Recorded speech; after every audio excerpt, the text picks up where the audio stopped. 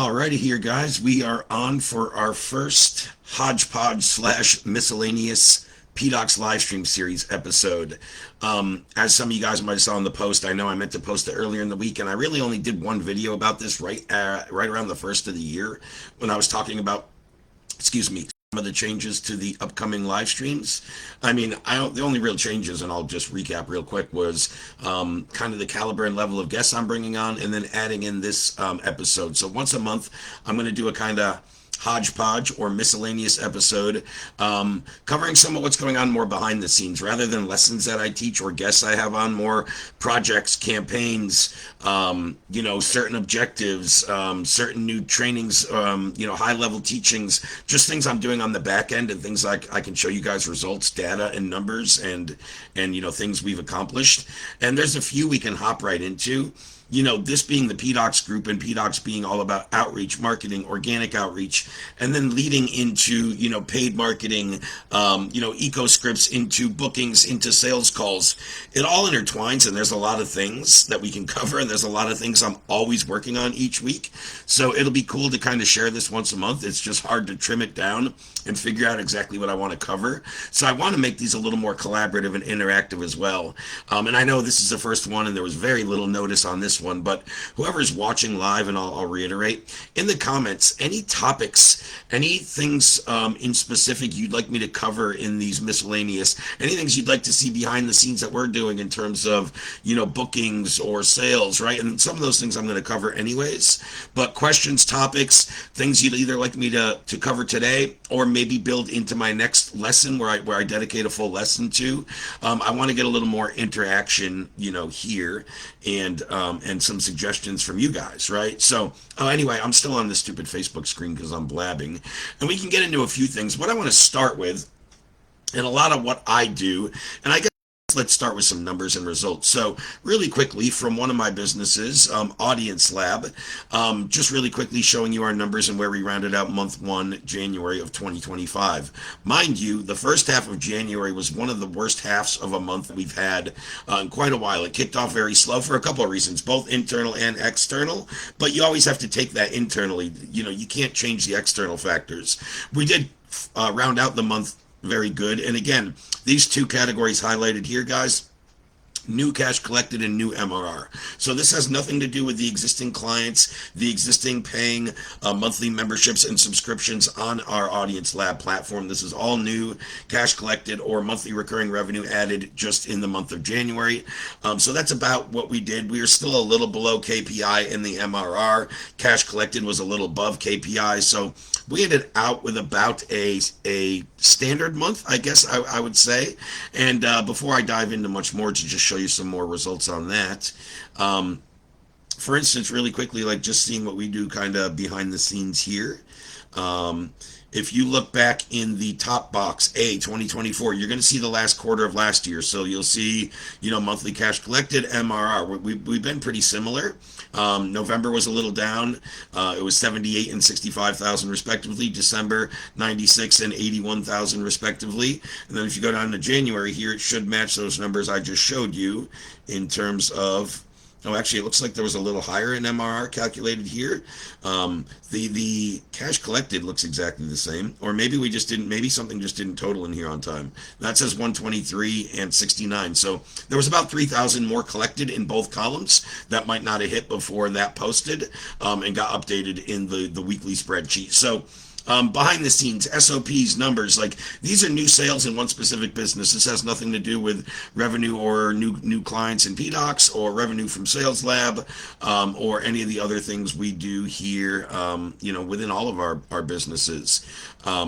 I would like to say, and something I always kind of reiterate, guys, is it still comes back down, like the foundation of everything we do in Audience Lab, in Sales Lab, it still all boils down to PDOCS, and I'm still teaching that kind of stuff. So where I said like suggestions, if you guys want me to focus more on like Facebook group posts, organic conversations, what my setters are having success with, we can focus more on that, or we can focus more on some high level stuff.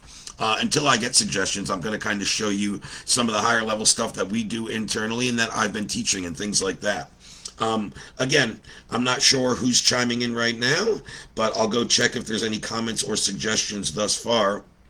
And as I'm doing that, this little document and image you see on my screen is actually something some of you guys may have saw once before. I actually taught this briefly on a PDOCS live stream on the third week of November, if I'm not mistaken. And this is when I first drafted this document and when I first kind of stumbled down this rabbit hole, for lack of a better phrase, and now I've been expanding upon this. I've been implementing this. I've been learning this more. I've been building out more offers off of this. So there's a few more things I wanted to touch on. Anybody, excuse me, who didn't see that back in November, I think this will be pretty, mind blowing and pretty interesting. But again, even if you did, there's some more stuff on here and some things I'm going to elaborate upon. Just go check real quick. I don't see any comments. Says 7 views overall, but no current comments. Cool. So again, whether you have any comments or suggestions about questions you'd like me to answer, topics you'd like me to cover, numbers you'd like to see behind the scenes, conversations, Facebook groups, anything you guys want me to cover on these miscellaneous sessions or in future lessons would be appreciated, and feel free to chime in with those. But this, as you can see in green highlighted there, making money with online sales presentations. So again, because this is kind of miscellaneous hodgepodge and I'm going to cover quite a few areas, we're going to go over this generally speaking. But as you guys may or may not know, if you really think about it, if you do these 3 things right that we're going to see here, it's really hard not to be successful in anything. So if we can pack a room or fill a store or a stadium or an event, putting butts in the seats, if we put the right person in the right room, step 1, and then we speak or say the right message, which again, down below, I kind of have a framework that I've coined for this, and then we make the right offer, the perfect offer that's at the perfect time, it's really, really difficult to be unsuccessful. And you'll see a couple other people talking about this.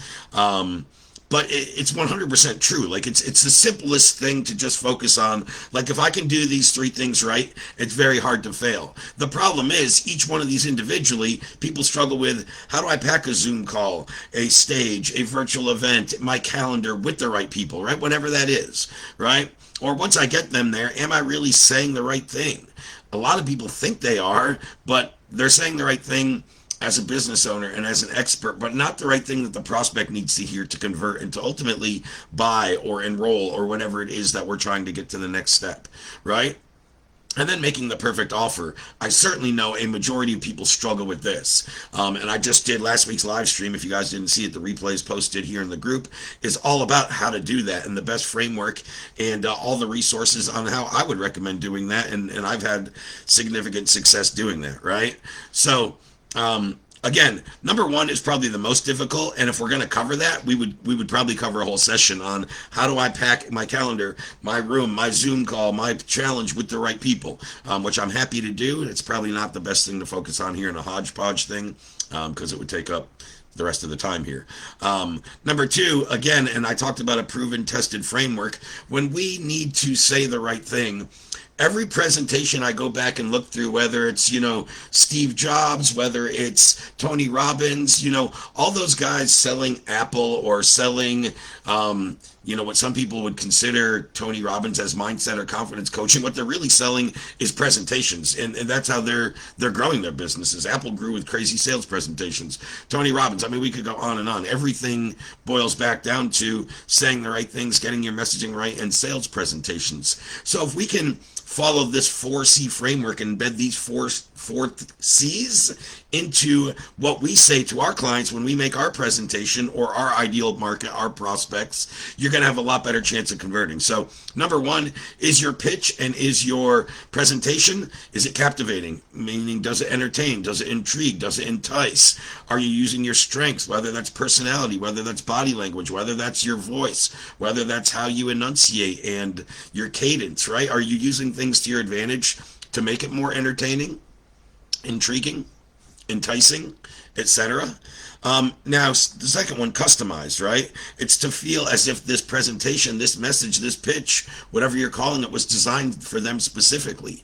And you guys can all relate. When you buy a product, you watch the VSL, and you're like, damn, I need that. Maybe you thought about it, or maybe you didn't, how much they said the right thing or got in your mind, or maybe you were just in that buyer pocket and in awe the whole time, and you went through and you went back and kind of saw after the process. I know I did that, especially early on in my journey. When I'd buy something, I'd go back back and say, how did I feel? What was I thinking in each step of the process? And then analyzing it after, and how did they get me to feel that way, right? And that's how I started to get good at copy and a lot of the things we talk about in PDOCS here.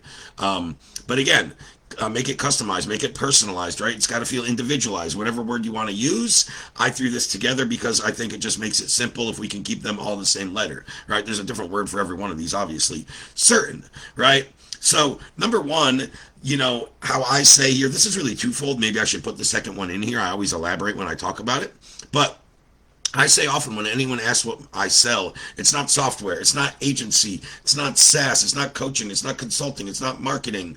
It's certainty. Certainty that this product, this service will help you solve that problem, get you that desired result, fill whatever void. It's a little different between product and service marketing. It's a little different between ticket prices, and we'll talk about that as we go on, but it's still delivering certainty, right?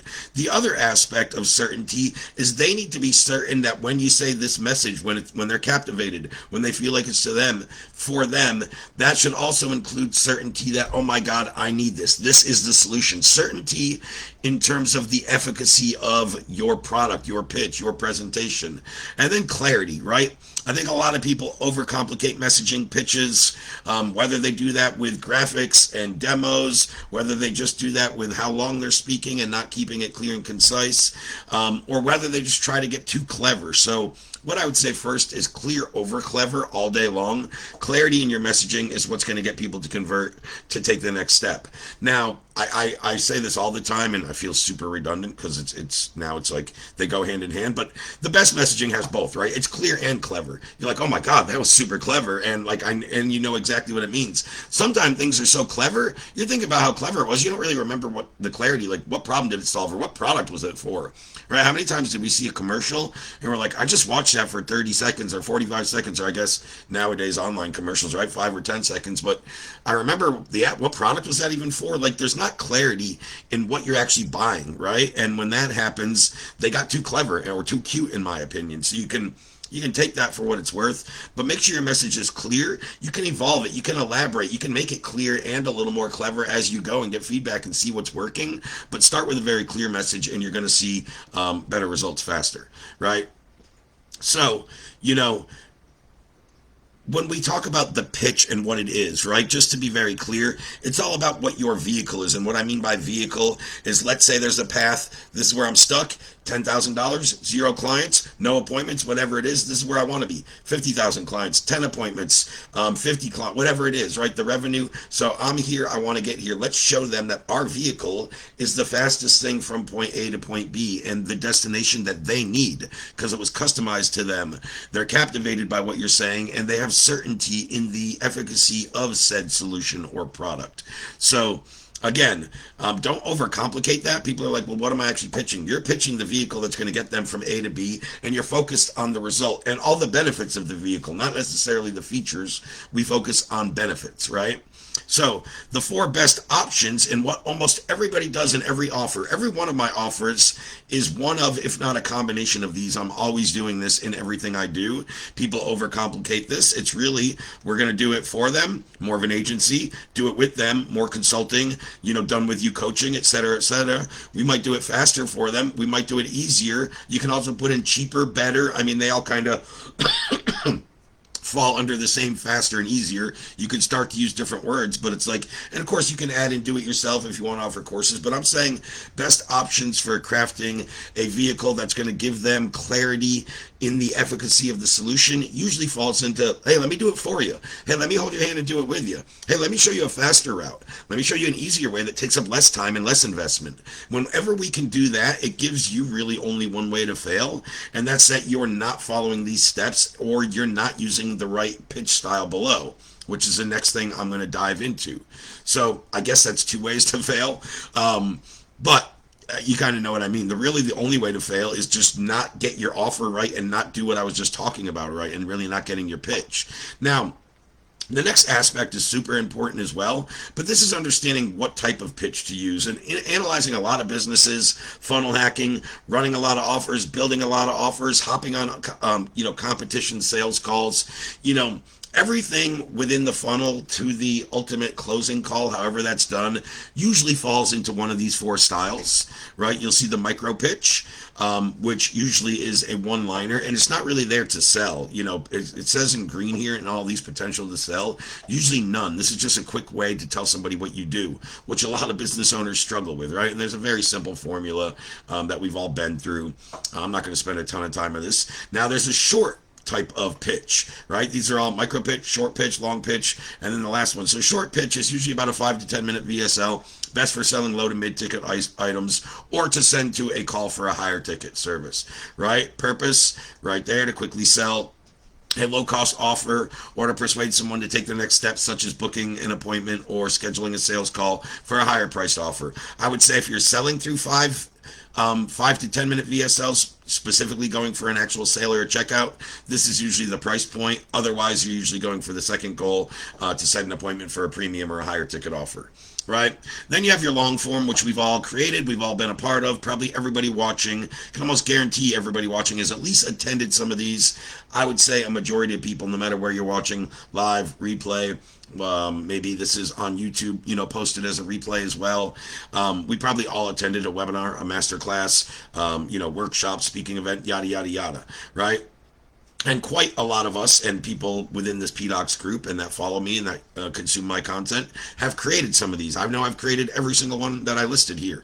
And that was just a few examples. We could go on and on all these. I just listed the 2 or 3 most popular. There's different names or different events and different niches and industries that it'll work. You can kind of substitute that. Usually you're going to dictate it, not necessarily by what I call it, webinar, masterclass, but by the time frame. Is it a long form pitch? Am I doing a short form? Am I doing a micro? Or am I doing an extended, right? Or a workshop style. So purpose here is still to sell somebody clearly in what you do in as few words as possible as number one, which most people might not understand, but this is in a much different format and a much different objective than your micro pitch. And that's what all changes here. And again, I could spend some time on that. Usually price points that people are selling here, anywhere from 300 to 3K, or if it's more than 3K, you're probably not selling straight on the webinar. You're probably booking into a sales call, right? Again, all these variables, but in probably 80% of the data and companies I analyzed, they're selling products or services this price point. Anything higher is generally going to a sales call, right? And then we can do the workshops or multi-day events. Now, workshops can be multiple day or multiple hours, right? It depends on niche and industry and what you're doing and how it works, and how you have it structured. But really, these are any small paid workshops, live virtual events, challenge. I think the better you can make these paid. Sure, can you do these in a free capacity? Yes, but if you can make these paid and break even or make a little money on your front end or cover your ad spend, you can also within these workshops, and as we all know, it's just about how you do it, and I have a much better way to go about it, I think, than what I see most people do.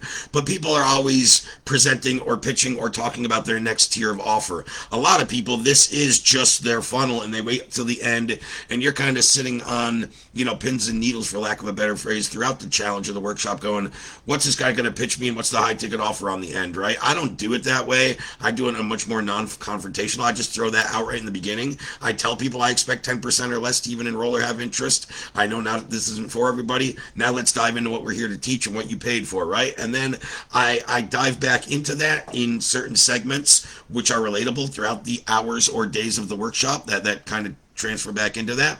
And then, people are asking, once you start delivering enough value and showing them what they paid for, they're already, mind blown, right? But multi-day events, paid workshops, generally speaking, I'd say the way I run these for my different consulting and knowledge-based and marketing and sales type of trainings or courses or challenges or whatever, usually about a 97 to 297, 3 to 5 to 7 day challenge. In different industries and events, I would do this in multi-hours. If I was more, B2B per se, or if I was more, in a home services niche, I might just host a live workshop with residents multiple hours in one day in a hotel event room, right? And I might set it up differently. So again, none of these are kind of set in stone. This is all malleable, but these are what works in all those different industries. I talked about like big companies like, Apple. I talk about big solar companies, big tech companies, big roofing companies, big coaches and influencers. They're all doing these events and these simple things. What I think most of them are going to now, and the ones that are having the most success in the most efficient way, is to get people to pay to come to an event, and then get a certain percentage to pay into a back end program, and you're kind of pre-qualifying and building up your ideal audience the whole time while delivering more value, while they're hearing your voice, seeing your content. I mean, it's got everything lined up, which really allows for the back end of this to massively condense the sales cycle. It's like consuming a lot of your YouTube videos or your Facebook reels and your shorts or your, live streams or the things in your group or whatever. It's like consuming days worth of that, all, days, weeks, months worth of that sometimes, as we know. Clients consume, content in live streams or your YouTube clips for months before they actually reach out to you. But this can condense that down to either multiple days or hours, right? And this has the potential to sell 10K to 100K. Generally speaking, I've seen people go for more. I've seen people sell $250,000 packages this way all day. Probably even up from there. I don't know if I've personally seen more than $250,000 packages, but I've definitely heard of more than. But generally speaking, in a majority of businesses I analyzed, they were selling back end 10 to 100,000 packages. Matter of fact, two of the ones I personally attended and analyzed within the last 2 weeks were anywhere in the 25 to 50K range on both of those types of offers. And they were both through paid live events or challenges or workshops, and then back end 25 to 50K offers. So kind of right in the middle of these price points I was talking about here. So again, going over this as not being a full lesson where I dive into each one of these in a bit more depth, but I think that's a kind of good little overview of some high level stuff on how we can make money with online sales presentations and how you guys can adapt this. So again, this is suitable to whether you're selling SaaS and you need to demo, whether you just need to speak to people, whether you have a pitch deck, whether you have no visual aids and you just need to put together a presentation and I don't want to say a script, but more of a framework on how to deliver this. So if you can just get this down, especially this 4C framework when it comes to part two of this, how to speak or say the right thing, which I think a lot of people struggle with, and just build out a framework for that. Again, that can be a combination of visual aids yourself. You can get more creative with that, with the abilities with editing and AI nowadays in terms of making things entertaining, right? Whatever kind of suits your skill set and your persona and your vibe. I'm more of a simplistic type. I don't use really a lot of. I mean, you see, guys, everything I'm doing today is on a simple Google Doc with highlighted stuff and stock images. It's like it's nothing complicated. The point is to keep it simple, effective, and so people can consume it, can actually understand, comprehend it, then go implement, execute, and enhance, and keep getting better and better. And that's what you have the ability to do when you keep it simple and you know what to focus on. So I think that's really helpful for anybody that hasn't seen this or anybody that saw it the first time and I didn't have it as tightened up and as clear and concise. Some of this wasn't filled in. Some of this has been shortened down because I over-explained before and I always optimize as I go along. I'll check once more back to see if there's any comments or suggestions, and then maybe dive into one or two more, cool new things to show you guys. So we got 19 views, a couple likes, but still no comments, which is fine. If you guys are watching and you hopped on, I know I've been going for a while, and some of you guys probably hopped on, or this might hit your feed since I've said so, but anything you guys want me to cover or go over or talk about on today's kind of miscellaneous hodgepodge session, or if I don't have time, or if it's like a full lesson or topic, that would be a suggestion for the coming weeks, which I can set up a whole lesson about, and you can hop on and other people interested, and we can talk about that. As I mentioned earlier, things from Facebook group and organic outreach and posts and DMs to more higher level stuff like sales presentation and sales numbers. And I covered some of our KPIs and our closed deals and our revenue closed and back end operational stuff. Another thing I've been working on a lot because a lot of what I do, both in Audience Lab, Sales Lab, and even PDOCS, is, all of the building the sales teams, the sales management, the hiring, the placement, the closing deals, the SOPs. I'm either doing or at least involved in all of that in all the businesses. So I'm always learning and something, this is really, really new that I've just documented. I guess some of this I've been doing for a while, but I just put in the most cutting edge sales SOPs into a document probably within the last 10 to 14 days, and condensed it down. And this is more for, I would say, people building or with sales teams. Not that a lot of it's not applicable to individual reps, because a lot of it comes down to the individual, which is a cog in the team and the whole, machine of building a sales team, having a sales team. But this is more about that. Some of the main things that are relevant in terms of sales multiplier, sales training infrastructure, understanding and having SOPs for best pre-call practices, the in-call process and the fundamentals to go over there.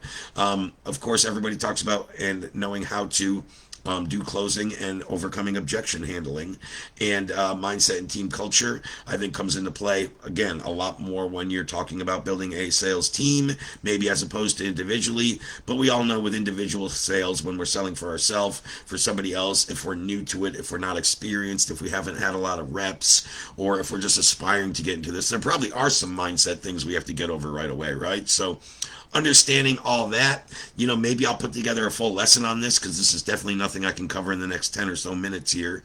But I can scroll it quick. You guys can slow it down and pause if you're watching on the replay. But yeah, I think I might do a whole lesson. I actually, one of the responsibilities of my weekly duties within our Audience Lab company or brand for all of our private clients, our data as a service clients, I teach a once a week hour-long data as a service sales workshop, and it's all about best sales practices, more specific to reselling our data, because this is for data resellers and agencies that are going out there and selling the Audience Lab software. Or the data or the lists or the pixels or aspects of it. But I'm also going through high-level sales training. What I teach in my role within that DAS workshop is to teach sales stuff. So it's not always relevant to the data. A lot of times it's relevant toward, it can be mindset. You guys probably know I'm not a huge mindset guy, but there are certainly aspects of it that I learned really quickly how to overcome them just by getting to a few areas. Like, you need to get in enough reps. You need to have the confidence. You need to have the expertise or the experience. And then all the mindset things just kind of fall. But how do we get those in the beginning, right? So those are individual trainings and things I go over that aren't relevant just to selling data or agencies. That's all sales reps. Same with going over the SOPs when you talk about maybe role play, right? Or when you talk about, I think it's down here more, maybe I already passed it, when you talk about show rates and stuff. Like, that's going to be really transferable, regardless of if I'm talking about sales teams or individuals, right? Where was my show rate stuff? Was it right at the top? Did I already go through it? I don't know. I'm not going through this whole document right now. But as I talk about, when I do talk about the show rates, is what I've noticed more specifically in teams, but this is even relevant to individuals, and what kind of goes into what I was just saying, is like, show rates is the easiest lever to fix with the least amount of talent or skill set right away in a business. If you're already getting existing leads, right? If you have no leads, show rate doesn't make a difference to you. But if you're getting existing leads, it's the easiest lever to fix in the sales process, where people become, I don't want to say content or complacent, but maybe that is the right word, but it becomes par for the course that they're getting a 40 to 50% show up rate, and they just accept it, and they think that's par for the course, and they're cool with it. Where they could make a couple tweaks, get a 60 or 70 or 80% show up rate, and then that ultimately changes the amount of sales calls they get on the amount of bats they have, and it's going to ultimately lead to more closed deals and more revenue. So again, if you're already booking calls, even if it's only 10 a week, if you can increase show rates by 20%, it's going to make a difference in your bottom line revenue. If you're doing this on a team, booking dozens or hundreds of calls per week, depending on the amount of reps, of course, you're always focused on this. But again, I think some business owners just think it's par for a course, and they settle with whatever show percentage they're getting, and they don't really dive into ways to revamp that. So some of the things we talk about in here, but there are some more high level stuff. So this is the show rate stuff, right? Just as I was getting down to it, I didn't really remember where I had it listed exactly chronologically in the doc. But again, and I'm not going to go too much into that. But yeah, I'll probably do a whole higher lesson. But what I was talking about in those DAS, I got a little sidetracked, in those DAS workshops, is yesterday, this is what I brought for the lesson. Now, those sessions, I kind of always leave time, specifically always leave time for Q&A, whether I start the call or cut a lesson short or book a lesson, or schedule it for half of the time. So I leave time for Q&A, either about the lesson or just about things I didn't cover today, and just to do with DAS sales. But on Tuesday this week, that's the day I teach the workshops lesson, I went into this and I got about halfway through. I want to say, I'll actually remember where I stopped, because I Yeah. So I got into number 4, and I probably should have stopped before that because I only got to 4-1, and I couldn't get into the second one before I had to cut it short. And usually I like to stop, like, at a whole number. But regardless, this goes on a little longer, and I knew I wasn't going to get to all of this, especially the way I wanted to in one session. So it's going to turn into 2 lessons. Within there. But maybe, again, I don't know if in the PDOCS group I have as many high level sales reps and sales teams as I do with our audience lab agencies, or when I'm working with sales lab existing businesses that are already running sales teams. But if we think it's relevant or people want me to cover this more, I can make a whole lesson on this as well. So yeah, again, I covered earlier some of the numbers that we're seeing in terms of revenue, some of the trackers and the metrics that we track. And again, going back into another tracker and things we're tracking internally, let me just go to Jordan here, who actually didn't update his closed cash collected numbers, which I know are these 2 boxes. There was a glitch in how he reported, and he's fixing this. These 2 boxes, J and K for Jordan in January, I know for this specific rep are 18 and 14,000 respectively. But we're tracking how many booked, how many showed, how many canceled, how many no showed, how many offers were made, right? Unfortunately, his closed deals didn't track right, so it's not going to show right. Let me bring up a different rep. But what we can track all the way down to is, like, I can know how much MRR per booking, how much cash collected per booking for this rep. What's the close percentage? This rep specifically generated 83,000 in cash collected in January of 2025. So again, different, spreadsheets and systems we're using internally to track. Now, we track this stuff kind of all through automation. So they just have to go in and fill out their form outside of, again, with Jordan's, there was a glitch there. That's why I brought up Adrian's. Every once in a while, if there's a glitch, I have them go in and put something in manually until we figure it out.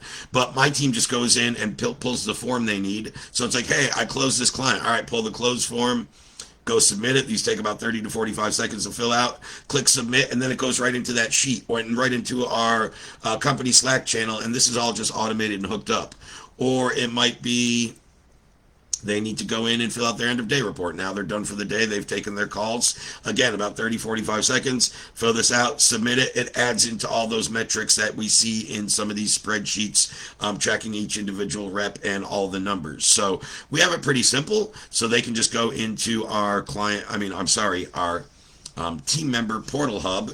Again, we have it super simple. If they need a payment for any particular program or offer, they just scroll down, quick payment links. I need the incubator link, or DOS 101, or yearly, or growth, or light, or standard, or so basically everything they need. Come right in here, pull the payment link, bring it up, pull the client. So we've tried to simplify our whole internal sales processes. I've worked in pretty much every process, and I've been part of sales teams before I was running my own companies, where it was like 6 different softwares and fill out a end of day report here, then go in your CRM and mark this here, and then here. It's like, if we can centralize it to one place where it updates it to everything else, simplicity, efficiency, effectiveness, and clarity all improve. So those are things I'm always focusing on with a lot of these SOPs and these things I'm showing you, whether it's little simple integrations in a team hub landing page, or whatever, right, or whether it's in a document about presentations, and how to make money with those and how to say the right thing and the 3 steps that are effective, cutting edge, sales SOPs for teams. These are all things I'm always working on, and I thought it'd be interesting to share with you guys here. And the only reason I started doing these is in October, November, December, the last few months of last year, a lot of people that attend my PDOCS live streams, I probably heard it more actually from people that were watching the replays, but they're like, we'd love to see you just once a month, just kind of freestyle it with no lesson or no guest and show us some of your behind the scenes numbers or SOPs. So once, enough people ask for something, that's where I implement that into what I do, whether it's a free thing or a paid thing. These live streams are totally free. If I get that feedback from clients in one of my paid curriculums, hey Ray, if you had this module or this more one-on-one support, or if you had a call covering this topic, I think we'd get better success. Once I hear that from a few people, or I know it's definitely a benefit, I go embed that into my process. So that's why I changed and added these into the schedule this year. People were asking about it. I have fun doing stuff like this. We'll find out probably by the time I do 3 or 4 of these. If I get any feedback, people viewing them and like them, we'll keep them going. If not, I'll just go back to the lessons and the guest speakers. So guys, that's what I have to cover today. Any thoughts on this? Any questions? Any suggestions on future things you'd like me to cover or change how I do these? Future topics or lessons? Other examples you want to see? Let me know in the comments. That way I can bring them to you next week, next month, whenever the next one is that relates to, your suggestion. Thanks again, guys.